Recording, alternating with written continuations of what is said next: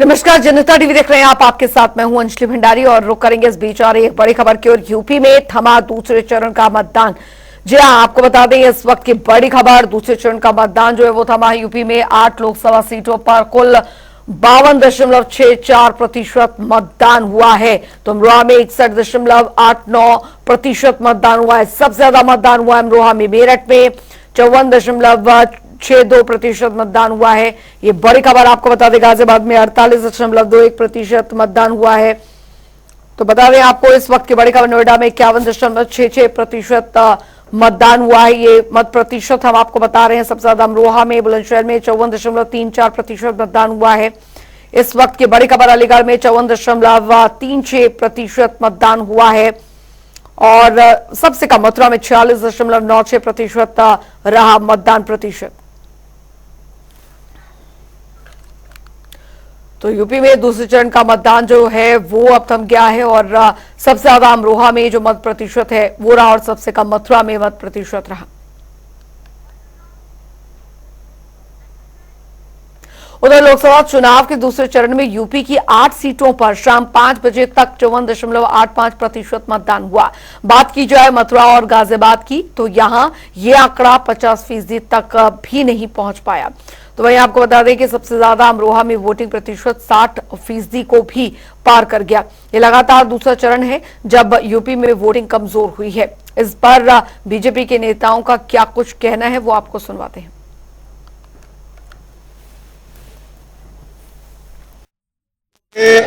मतदान में भारतीय जनता पार्टी के पक्ष में कमल प्रचंड बहुमत के साथ खिल रहा है।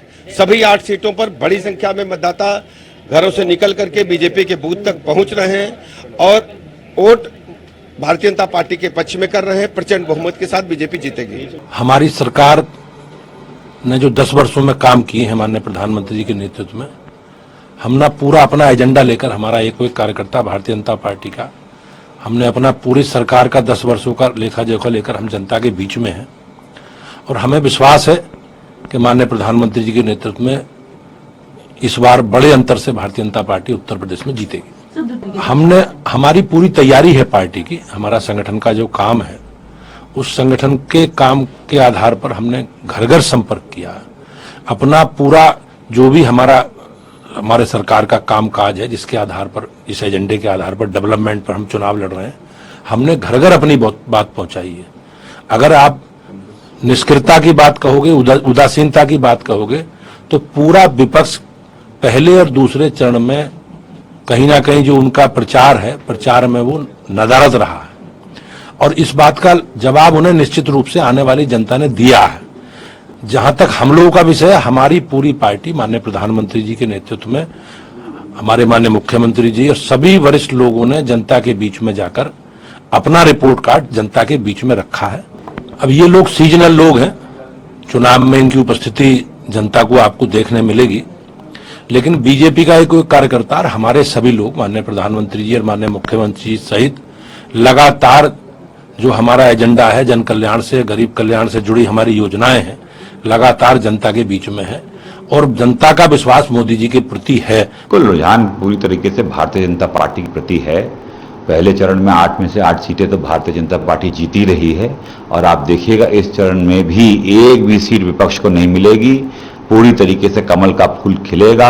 आदरणीय प्रधानमंत्री नरेंद्र मोदी जी के जो 10 वर्ष का कार्यकाल है, उनके जो कार्य हैं, उनकी योजनाओं का जो लाभ है वो धरातल तक पहुंचा है। लोगों का जीवन स्तर बढ़ा है, देश का गौरव और सम्मान बढ़ा है। उसी के आधार पे जो काम किए हैं, ट्रैक रिकॉर्ड जो है कामों का, उसके आधार पे और आने वाले 5 साल में जो प्रधानमंत्री जी के तीसरा कार्यकाल होगा, उसके आधार पे पूरा समर्थन जनता का भारतीय जनता पार्टी को मिल रहा है। कमल का फूल प्रचंड बहुमत से खिलेगा। मुद्दा विहीन है विपक्ष। कुछ चंद लोगों को व्यक्तिगत रूप से लाभ और उनका विकास हुआ है। ये मोदी सरकार है केंद्र में और योगी सरकार है प्रदेश में, जहां सबका साथ, सबका विकास और सबका विश्वास, सबको साथ लेके चले हैं। और आप देख सकते हैं आज धरातल पे बिना भेदभाव के लाभार्थी गांव स्तर पे हैं। सभी योजनाएं जो लागू की गई हैं उनका लाभ अंतिम चरण तक, अंतिम छोर तक वहां पहुंचा है और लोगों को योजनाओं का लाभ मिला है। और विकास वही होता है जिसमें सबको समायोजन हो और उनके जीवन स्तर पे परिवर्तन आए। और रुक करेंगे, इस बीच आ रही है एक बड़ी खबर की और बड़ी जानकारी आ रही है, वो आपको बता दें। तो बड़ी खबर, बड़ी जानकारी इस बीच आज औरैया, फिरोजाबाद और हाथरस जाएंगे सीएम। ये इस वक्त की बड़ी खबर, 3 जनसभाओं को संबोधित करेंगे। बड़ी जानकारी, रामशंकर कठेरिया के समर्थन में जनसभा करेंगे। ये बड़ी खबर आ रही है, आज औरैया, फिरोजाबाद और हाथरस जाएंगे सीएम। तो बड़ी खबर, 3 जनसभाओं को संबोधित भी करेंगे। रामशंकर कठेरिया के समर्थन में करेंगे जनसभा, ये इस वक्त की बड़ी खबर। तो मुख्यमंत्री के दौरे आज हम आपको बता रहे हैं, 3 जनसभाओं को संबोधित आज करेंगे। तीसरे चरण को लेकर सीएम ने कमर कसी है। रामशंकर कठेरिया के समर्थन में आज जनसभा को संबोधित करेंगे।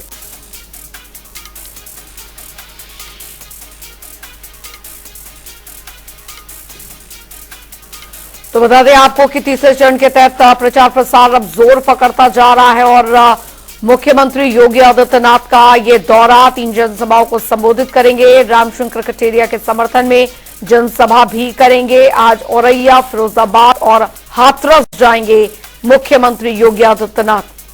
तो बड़ी खबर आपको बता दें, 3 जनसभाओं को संबोधित भी करेंगे। रामशंकर कठेरिया के समर्थन में जनसभा को संबोधित करेंगे। आज औरैया, फिरोजाबाद और हाथरस जाएंगे सीएम। ये बड़ी खबर, 3 जनसभाओं को संबोधित करेंगे मुख्यमंत्री। रामशंकर कठेरिया के समर्थन में जनसभा करेंगे। इस वक्त की बड़ी खबर, आज औरैया, फिरोजाबाद और हाथरस का मुख्यमंत्री का दौरा। और अनूप हमारे संवाददाता हमारे साथ इस बीच जुड़ गए हैं इस खबर पर ज्यादा जानकारी के साथ। अनूप, तीसरे चरण के तहत अब चुनावी प्रचार प्रसार जो है वो जोर पकड़ता जा रहा है। आज मुख्यमंत्री के कई महत्वपूर्ण दौरे रहने वाले हैं, जहां पर जनसभा को भी संबोधित करेंगे। बिल्कुल अंजलि, 2 चरण के मतदान हो चुके हैं। आज 8 जो लोकसभा सीटों में दोनों चरणों में मतदान हुए, यानी 16 लोकसभा सीटों में मतदान हो चुका है। तीसरे चरण की तैयारी सभी पार्टियां कर रही हैं। आज मुख्यमंत्री योगी आदित्यनाथ 3 जिलों के दौरे पर हैं, खासकर फिरोजाबाद, इटावा और जो तीसरा जो दौरा उनका आगे है। और जिस तरीके से लगातार मुख्यमंत्री योगी आदित्यनाथ तीनों आज बिल्कुल हाथरस औरैया के साथ साथ तीनों जो जिले हैं वो समाजवादी पार्टी का गढ़ माना जाता है और वहां पर समाजवादी पार्टी और भारतीय जनता पार्टी के प्रत्याशी से कांटे की टक्कर वहां पर है। हालांकि मुख्यमंत्री योगी आदित्यनाथ उत्तर प्रदेश में जहां जहां दौरे किए हैं वहां पर एक जन समर्थन मिला है।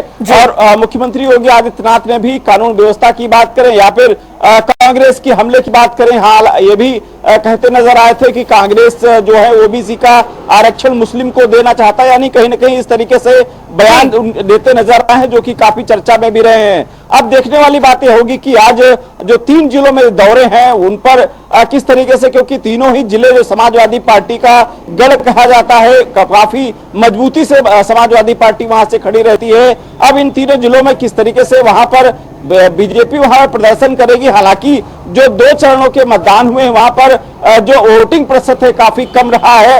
यही वजह है कि भारतीय जनता पार्टी कोशिश कर रही है कि जो पन्ना प्रमुख हैं उन पर विशेष जिम्मेदारी सौंपी गई है कि एक एक पन्ने में जितने भी वोटर्स है उनको वोट डलवाने की जिम्मेदारी दी गई ताकि ज्यादा से ज्यादा वोट है और अपने लोग अपने मताधिकार का वोट कर सकें। अब आज के जो दौरे के बाद तमाम जो चीजें हैं तीसरे चरण को लेकर के लगातार जो भारतीय जनता पार्टी के स्टार प्रचारकों की सूची है, 40 जो स्टार प्रचारकों जो सेना है लगातार उत्तर प्रदेश के साथ साथ अन्य राज्यों में भी लगातार चुनाव प्रचार चला, खासकर सत्य प्रचार प्रसार का केंद्र बिंदु कहें तो उत्तर प्रदेश रहा है, जहां केंद्रीय नेतृत्व खुद प्रधानमंत्री नरेंद्र मोदी की बात करें, राजनाथ सिंह की बात करें, अमित शाह की बात करें, जेपी नड्डा की बात करें, तमाम केंद्रीय मंत्री उत्तर प्रदेश में लगातार दौरे पर हैं। खासकर मुख्यमंत्री योगी आदित्यनाथ उत्तर प्रदेश के मुख्यमंत्री हैं। उत्तर प्रदेश के साथ साथ अन्य राज्यों में भी लगातार उनका दौरा चल रहा है। उनकी लोकप्रियता हिंदुत्व के सबसे बड़ा चेहरा माने जाते हैं। यही वजह है कि उनके जब जनसभाएं होती वहां पर एक हुजूम उमड़ता है। जी बिल्कुल अनूप, और ये सिर्फ उत्तर प्रदेश में ही सिर्फ देखने को नहीं मिलता। जब मुख्यमंत्री योगी आदित्यनाथ अन्य राज्यों में प्रचार प्रसार के लिए जाते हैं तो वहां पर भी इसी तरीके का हुजूम जो है वो देखने को मिलता है, पुष्प वर्षा होती है। अभी चित्तौड़गढ़ में भी हाल फिलहाल वो गए थे। लेकिन अगर बात यहाँ पर विपक्ष की जाए, जो अन्य तमाम राजनीतिक पार्टियां, जो इंडी गठबंधन का यहाँ पर शगुफा बनाया गया है, दूसरा अन्य क्षेत्रीय पार्टियां जो अलग से चुनाव यहाँ पर लड़ रही हैं, उनकी तरफ से किसी तरीके की ये इस तरीके का जो बड़ा प्रचार है या बड़े नेताओं का ये इस तरीके का जनसभा का कार्यक्रम, वो इस बार थोड़ा ठंडा पड़ता दिखा है। अब बिल्कुल अंजलि, ये कहा जा सकता है, लेकिन इतना जरूर है कि पूर्व मुख्यमंत्री अखिलेश यादव की बात करें या फिर राहुल गांधी की बात करें या फिर प्रियंका गांधी वाड्रा की बात करें, मुख्य रूप से अगर विपक्ष की बात की जाए तो ये तीन बड़े नेता हैं। जहां पर जनसभा होती वहां पर जन समर्थन मिलता है। लेकिन लोकसभा चुनाव को देखते हुए काफी लेट चुनाव प्रसार में उतरे। यही वजह है कि थोड़ा लोगों में जो विपक्ष के कार्यकर्ता हैं उनमें थोड़ा नर्वस हैं। जहां पर हालांकि जाते हैं वो वहां भीड़ तो इकट्ठा होती है, भीड़ वो होटल में तब्दील हो पाती है। फिलहाल ये चुनाव परिणाम ही बताएगा, लेकिन फिलहाल विपक्ष भी पूरी कोशिश कर रहा है, चाहे प्रियंका गांधी वाड्रा की बात करें, राहुल गांधी की बात करें या फिर खुद अखिलेश यादव लगातार चुनावी जनसभाएं कर रहे हैं। कितना कारगर हो पाएंगे, क्या 2024 का जो लोकसभा चुनाव है बीजेपी को मात दे पाएंगे, एनडी गठबंधन कितनी सीटों पर अपनी विजय पताका फहरा पाएगा, फिलहाल लोकसभा चुनाव का परिणाम ही बताएगा। चलिए, बहुत बहुत शुक्रिया अनूप कुमार सिंह इस तमाम जानकारी के लिए। एक और बड़ी खबर, बड़ी जानकारी आ रही है, वो आपको बता दें तो बड़ी खबर, बड़ी जानकारी इस बीच आ रही है। सपा अध्यक्ष अखिलेश यादव का कन्नौज दौरा 3 जनसभाओं को संबोधित करेंगे अखिलेश। ये इस वक्त की बड़ी खबर। कानपुर देहात और रैया में भी जनसभा को संबोधित करेंगे। तो बता दें आपको, ये इस वक्त की बड़ी खबर आ रही। कानपुर देहात में रैली को संबोधित करेंगे सपा अध्यक्ष अखिलेश यादव का कन्नौज दौरा बेहद महत्वपूर्ण माना जा रहा है। 3 जनसभाओं को संबोधित करेंगे अखिलेश यादव, ये इस वक्त की बड़ी खबर। तो कानपुर देहात और रैया में जनसभा को संबोधित करेंगे। बड़ी जानकारी आ रही है, कानपुर देहात में रैली में भी यहां पर रैली करेंगे और सपा अध्यक्ष अखिलेश यादव का कन्नौज दौरा बेहद महत्वपूर्ण। 3 जनसभाओं को संबोधित करेंगे अखिलेश, ये बड़ी खबर आ रही है, बड़ी जानकारी। कानपुर देहात और रैया में जनसभा करेंगे। तो बता दें आपको, कानपुर देहात में रैली को संबोधित करेंगे अखिलेश यादव। सपा अध्यक्ष अखिलेश यादव का कन्नौज दौरा बेहद महत्वपूर्ण माना जा रहा है। 3 जनसभाओं को संबोधित करेंगे अखिलेश, ये बड़ी खबर आपको बता दें। कानपुर देहात और रैया में करेंगे जनसभा को संबोधित। तो तीसरे चरण के तहत अब लगातार इंडी गठबंधन की तरफ से भी जो प्रचार प्रसार है वो यहां पर शुरू हो गया है। 3 जनसभाओं को अखिलेश यादव संबोधित करेंगे। तीसरे चरण के लिए प्रचार प्रसार सपा सुप्रीमो की तरफ से शुरू हो गया है। तौकीर किदवई संवाददाता हमारे साथ जुड़ गए हैं ज्यादा जानकारी के साथ। तौकीर, तीसरे चरण के मतदान के पहले चुनावी प्रचार प्रसार जो है वो शुरू हो गया। इधर इंडी गठबंधन के तहत भी अब जो सपा अध्यक्ष है उनकी आज कई जनसभाएं यहां पर होनी है।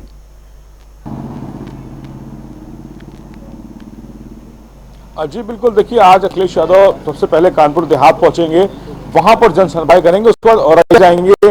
औरैया के बाद वो अपने लोकसभा क्षेत्र जहां से उन्होंने पर्चा दाखिल किया कि कन्नौज पहुंचेंगे और कन्नौज पे भी कई रैलियां हैं जहां पर अलग अलग जगहों पर वो लोगों से मिलेंगे और छोटी छोटी जनसभाएं करेंगे।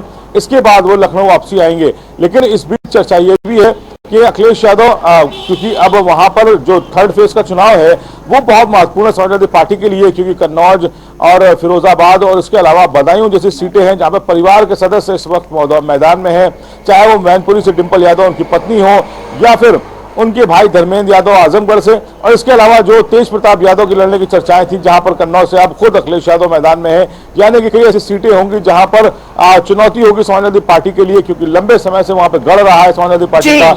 मैनपुरी तक गंवाना पड़ा था, लेकिन एक बार फिर वहां से उनकी पत्नी सांसद है। बड़ी चुनौती समाजवादी पार्टी के लिए है कि अपने क्षेत्र यानी कि कन्नौज, बदायूं और फिरोजाबाद जैसे जिलों पर अपने जो प्रत्याशी हैं उनको जीत दिलाएं। बिल्कुल बिल्कुल। हालांकि तौकीर कुल मिलाकर यहाँ पर देखा जाए किस तरीके का जन समर्थन जो है इन रैलियों में मिलता नजर यहाँ पर आ रहा है, क्योंकि उधर बात अगर यूपी बीजेपी की करें तो वहां पर लगातार मुख्यमंत्री और बीजेपी के फॉरवर्ड नेता योगी आदित्यनाथ जो है चुनावी प्रचार कर रहे हैं। आज भी उनका 3 जिलों में प्रचार प्रसार का कार्यक्रम है। इधर इंडी गठबंधन के तहत तमाम जो विपक्षी दल एकजुट तो है, लेकिन जन समर्थन किस तरह मिलता नजर आ रहा है इन रैलियों में? आज देखिए, जनसभाओं की बात की जाए तो चाहे वो विपक्ष के नेता हो या सत्ता पक्ष के, भीड़ जबरदस्त जुट रही है। लेकिन इस बार कहा जा रहा है कि वोटर साइलेंट है। जो अंडर करंट इलेक्शन है ये, यानी कि आप भाप नहीं सकते कि जो जनता है उसके दिमाग में क्या चल रहा है, वो किन मुद्दों पर वोट कर रही है। बहुत ज्यादा चर्चा नहीं है चुनाव में, सड़कों पर, चाय की दुकानों पर बहुत ज्यादा चर्चा नहीं हो रही है। वोटिंग साइलेंट हो रही है। लोग अपना मुद्दा नहीं बता रहे कि आखिर वो जनता क्या सोच रही है, क्या राम मंदिर उसके लिए अहमियत रखता है या बेरोजगारी और महंगाई जैसे मुद्दे उसके ऊपर हावी होंगे। लेकिन जो रुझान आ रहे हैं, जिस तरह से वोटिंग परसेंटेज है, वो ये बता रहा है कि जनता घरों से निकल तो रही है, वोट भी कर रही है, लेकिन अपने जो असल मुद्दे हैं उनको बता नहीं रही है कि आखिर वो किन मुद्दों के साथ पार्टी को चुनाव कर रही है। लेकिन एक बात जरूर साफ हुई है इस चुनाव में कि पहले जैसे भारतीय जनता पार्टी के लिए प्रधानमंत्री नरेंद्र मोदी का चेहरा ही काफी होता था चुनाव में, लेकिन इस बार पहली बार देखा जा रहा है कि प्रत्याशी भी महत्वपूर्ण भूमिका में है। जो जनता है वो ये जरूर कह रही है कि वो अपने प्रत्याशी के चेहरे को भी देख रही है कि आखिर उसके बीच में कौन प्रत्याशी है, क्या उसने पहले उनकी सुनी या फिर जब उसने अपनी मांग को लेकर उनके घर दरवाजे पर पहुंचे तो क्या उनकी फरियाद सुनी गई। यानी कि फरियादी भी महत्वपूर्ण भूमिका में इस बार है, क्योंकि भारतीय जनता पार्टी ने कई महत्वपूर्ण चेहरों को इस बार मौका नहीं दिया जो 2019 में चुनाव जीत कर आए थे। और इसी तरह से अगर आप समाजवादी पार्टी की बात की जाए, उनके 5 सांसद पिछली बार चुनाव जीत कर आए थे, जिसमें एक नाम था एसटी हसन, लेकिन इस बार उन्हें मौका नहीं दिया गया। मुरादाबाद से रुचि वीरा को टिकट दिया गया। सभी इस बात को जान रहे हैं कि अगर पब्लिक में एंटी इनकम्बेंसी सांसद के लिए होगा तो उसका नतीजा जो भुगतना पड़ेगा पार्टी को। तो फिलहाल इसलिए भारतीय जनता पार्टी ने भी कई चेहरे बदले और समाजवादी पार्टी ने भी कई लोगों को मौका दिया है जो 2019 में चुनाव हार गए थे, लेकिन उनको भी दोबारा मौका नहीं दिया गया, भले वो छोटे अंतराल से हारे हों। इस बार समीकरण दूसरे हैं। और सबसे बड़ी महत्वपूर्ण बात जो मैंने आपसे बताई कि अंडर करंट चुनाव है, लोग साइलेंट है, ज्यादा बात नहीं करना चाहते चुनाव के मुद्दों पर, लेकिन उनके अंदर जो भावनाएं हैं वो एक तरीके से इंटरनल उनका एक वो मुद्दा है, वो बाहर बात नहीं कर रहे। लेकिन चुनाव एक कहीं ना कहीं एक तरफा होगा, चाहे वो भाजपा के समर्थन में हो या फिर इंडिया अलायंस गठबंधन में हो, उसके गठबंधन के लिए हो। लेकिन अभी फिलहाल ये तस्वीर यही है कि जनता ज्यादा बातचीत करने से कतरा रही है। चलिए, बहुत बहुत शुक्रिया तौकीर इस तमाम जानकारी के लिए। तो फिलहाल आपको बता दें कि लोकसभा चुनाव के मद्देनजर प्रधानमंत्री मोदी उत्तर से लेकर दक्षिण तक चुनावी प्रचार प्रसार में जुटे हैं। बीते दिन प्रधानमंत्री ने बीजेपी प्रत्याशी के समर्थन में रोड शो भी किया। रोड पर दोनों तरफ समर्थकों की भारी भीड़ देखने को मिली।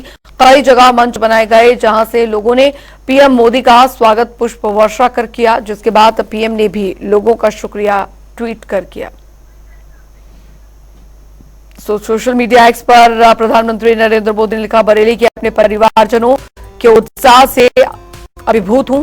यहां के रोड शो में समाज के हर वर्ग ने बढ़ चढ़कर भागीदारी की। बरेली की माताओं और बहनों का मैं विशेष रूप से आभार जताना चाहता हूं, जिन्होंने रिकॉर्ड संख्या में आकर मुझे आशीर्वाद दिया। इन चुनावों में भाजपा को जिताने के लिए खुद जनता जनार्दन मैदान में है। उन्होंने हर हाल में बीजेपी को प्रचंड जीत जो विजय है वो दिलाने की ठान ली है। उन्होंने लिखा कि हम अपने तीसरे कार्यकाल में बरेली के लिए और भी बहुत कुछ करना चाहते हैं। हम ये सुनिश्चित करना चाहते हैं कि यहां लंबे समय से अटकी समस्याओं का तेजी से समाधान हो। हम बरेली की इंफ्रास्ट्रक्चर को बेहतर बनाने के लिए के साथ ही कनेक्टिविटी, औद्योगिक विकास और साथ ही कृषि सेक्टर को भी मदद देकर उन्हें नई ऊंचाई पर ले जाने के लिए प्रतिबद्ध हैं। उधर लोकसभा चुनाव का दूसरा चरण संपन्न हुआ और इस बीच बीजेपी प्रत्याशी स्मृति ईरानी आपको बता दें कि मुजफ्फरखाना नगर पंचायत पहुंची, जहां पर उन्होंने जनसभा को संबोधित करते हुए 20 मई को होने वाले मतदान के लिए वोट डालने की अपील की और साथ ही बीजेपी की योजनाएं लोगों के बीच रखी। यही नहीं बल्कि स्मृति ईरानी ने कांग्रेस पर भी जमकर निशाना साधा। क्या कुछ कहा वो आपको सुनवाते हैं। वायनाड जाकर जब नामांकन पत्र भरा तो घोषित कर दिया कि अब वायनाड ही उनका परिवार है। हमने कहा वाह भैया, लोगों को रंग बदलते देखे थे, परिवार बदलते पहली बार देखे। अरे औरत भी जब ब्याह करती है, ससुराल जाती है तो जीवन भर मायके का सम्मान रखती है भैया। लेकिन ये तो अद्भुत ही है, न रिश्तों का सम्मान रखा, ना लापता सांसद को झेलना, इतने साल उसका सम्मान रखा। आप सब जानते हैं कि 20 मई को जब कमल का बटन दबाएंगे तो गरीब आने वाले 5 साल मुफ्त का राशन पाएंगे। आप सब जानते हैं 20 तारीख को कमल का बटन दबाएंगे तो हर किसान 6,000 रुपया अपने बैंक के खाते में पाएंगे। आप सब जानते हैं कि आप 20 तारीख को कमल का बटन दबाएंगे तो आयुष्मान भारत योजना की 5 लाख रुपए प्रति वर्ष की सुविधा पाएंगे। आप ये जानते हैं। कांग्रेस पार्टी ने कहा हर व्यक्ति की कमाई गिनी जाएगी। कमाई गिनने के बाद चुपैया नेता नहीं बोले, राहुल जी, प्रियंका जी बोले कि हर व्यक्ति की कमाई गिनी जाएगी, फिर कांग्रेस वो कमाई लेगी, फिर जैसा उचित समझे कांग्रेस वो संपत्ति लोगों की बांटेगी। मतलब कांग्रेस न जीने देगी, न चैन से मरने देगी। कांग्रेस की लूट जिंदगी के साथ भी, कांग्रेस की लूट जिंदगी के बाद भी। इसलिए आज सबसे कहने आई हूँ, 20 मई को जाके कमल का बटन दबाओ और कांग्रेस से अपनी संपत्ति, अपनी कमाई बचाओ, कमल का फूल खिलाओ। हम सब जानते हैं कि ये वो क्षेत्र है जो लापता सांसद के लिए जाना जाता था। कि दीदी जो क्षेत्र लापता कांग्रेस के सांसद के लिए जाना जाता है, उस क्षेत्र में भाजपा का सांसद बनाएंगे और भाजपा का सांसद क्षेत्र में ही रहेगा। ये संकल्प हम पूरा कर दिखाएंगे। चलिए इसी के साथ उत्तर प्रदेश की खबरों में अभी के लिए फिलहाल इतना ही। वक्त एक छोटे से ब्रेक का।